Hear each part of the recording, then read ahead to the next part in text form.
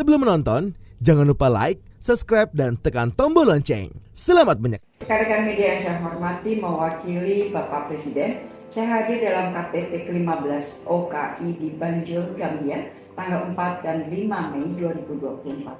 Perjalanan menuju Banjul sangat jauh, memerlukan transit beberapa kali dan dengan waktu transit yang cukup lama di masing-masing titik.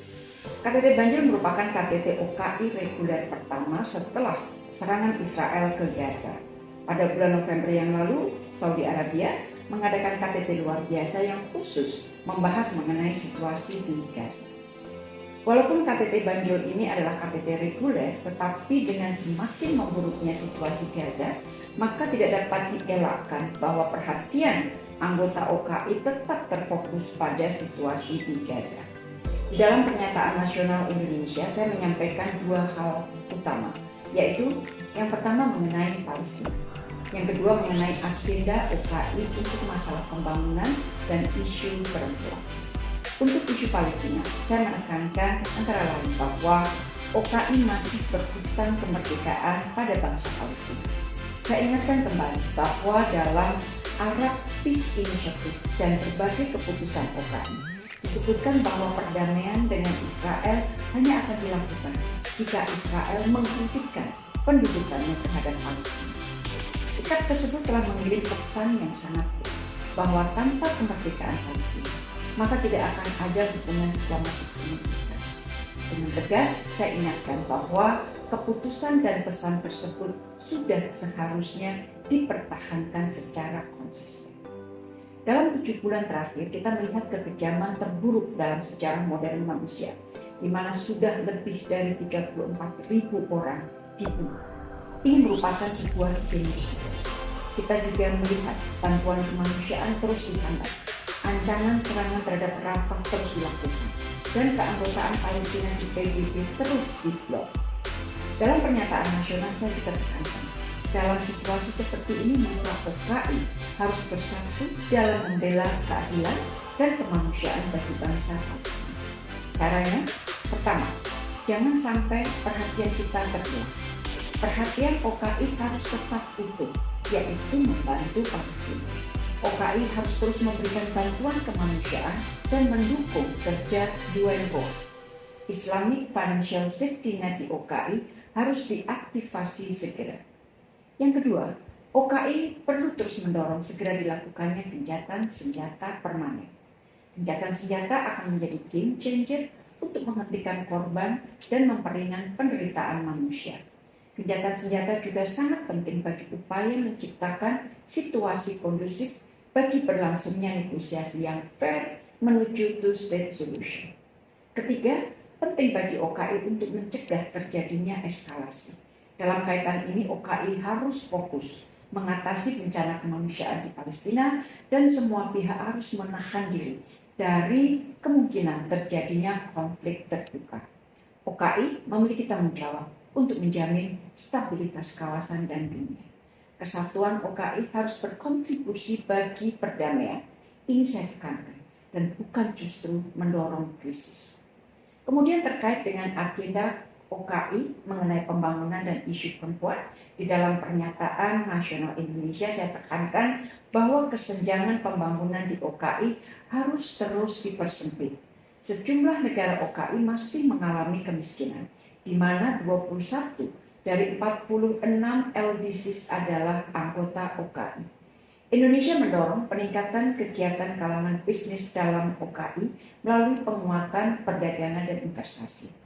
Dan dalam kaitan ini saya sampaikan bahwa pada bulan September nanti Indonesia akan menjadi tuan rumah Indonesia Afrika Forum, tepatnya tanggal 3 dan 4 September.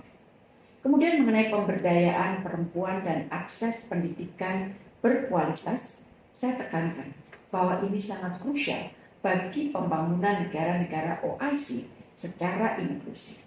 Perempuan di Afghanistan dan bagian lain dunia memiliki hak yang sama. Dan saya juga menekankan bahwa isu perempuan harus terus utamakan dalam agenda kerja OKI. Khusus untuk Afghanistan, saya sampaikan beberapa hal yang telah dilakukan Indonesia.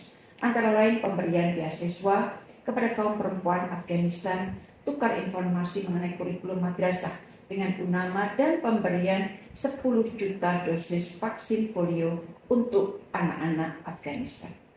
Pernyataan nasional Indonesia saya tutup dengan kembali menekankan pentingnya kesatuan dan solidaritas, unity and solidarity, antara negara-negara OKI, agar OKI dapat menghadapi berbagai tantangan dunia saat ini dan sekaligus OKI dapat membantu bangsa Palestina.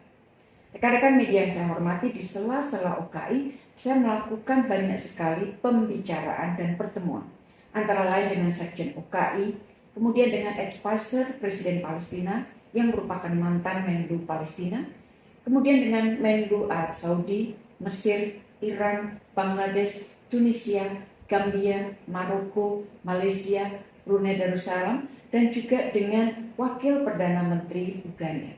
Masih ada beberapa pembicaraan-pembicaraan lain di sela-sela pertemuan KTT OKI kali ini. Dan hampir semua pertemuan membahas mengenai masalah Palestina.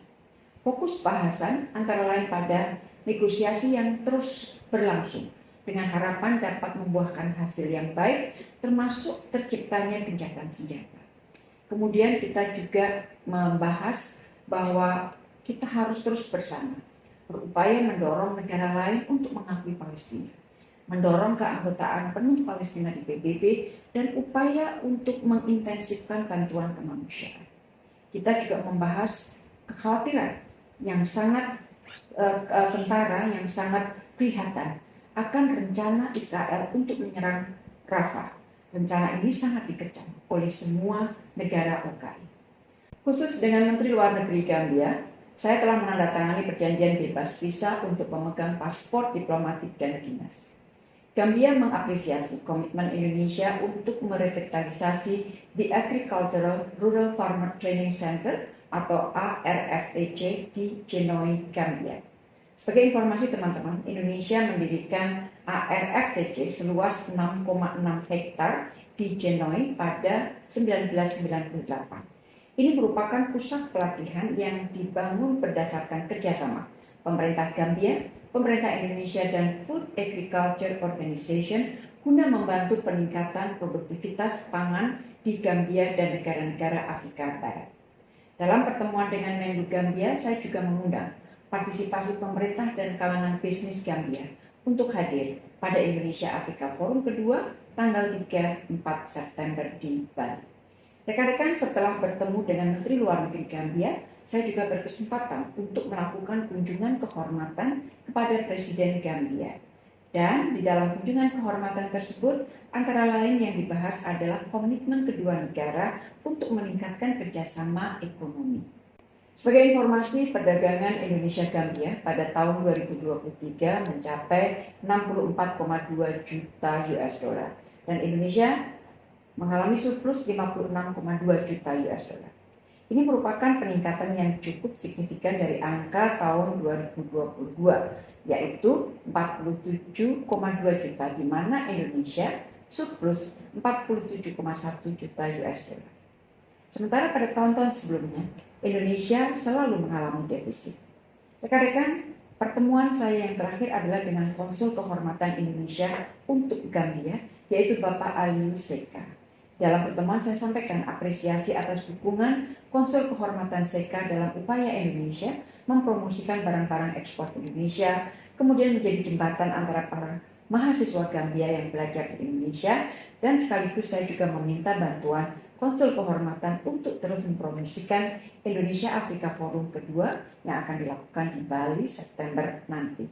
Demikian rekan-rekan hasil kunjungan saya ke Banjul, Gambia dalam menghadiri KTT ke-15 OKI.